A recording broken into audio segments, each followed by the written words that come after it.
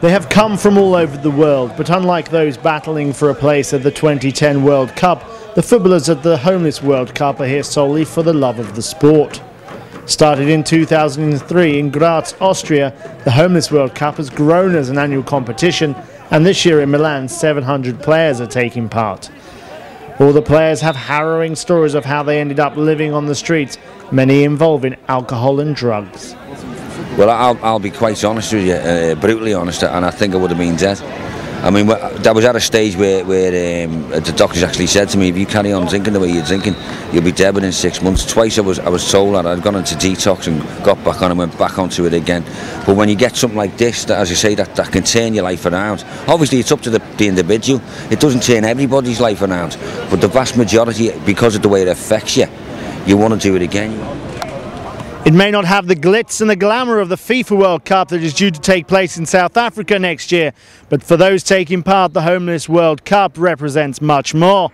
Social and community workers are overwhelmingly convinced of the benefit of sport in helping people overcome their problems, including Homeless World Cup President Mel Young. Mr. Young was a social worker in his native Scotland and helped found the Homeless World Cup. Yeah, I mean, I think it's right. It's great news. I think governments are beginning to wake up to it, and you know, I think that most governments, they don't want to see poverty or homelessness in their country. So that if they see that sport can actually make an intervention and make a difference, then they're starting to put resources into it. And I think it's not just governments, but sports federations are starting to wake up to this as well. That it's not all about just the people at the very top. The appeal of the Homeless World Cup has now reached mainstream sports stars. Italian World Cup winner Marco Materazzi and Formula One world champion Lewis Hamilton are two who have come to watch the action. Yeah, well, you can see that everyone here has come from very humble beginnings, and so I can relate to some of, I can at least relate to them in some way. But for sure, I guess none of us really know the struggles that they've had. So they kind of have a second chance, second shot at life, and that's I think everyone deserves a second chance.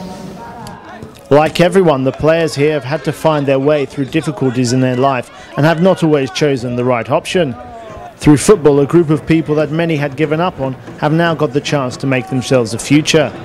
That they are able to do it with something as enjoyable as playing football should only ensure that they don't repeat the mistakes of their past. Jeremy Inson, Press TV, Milan.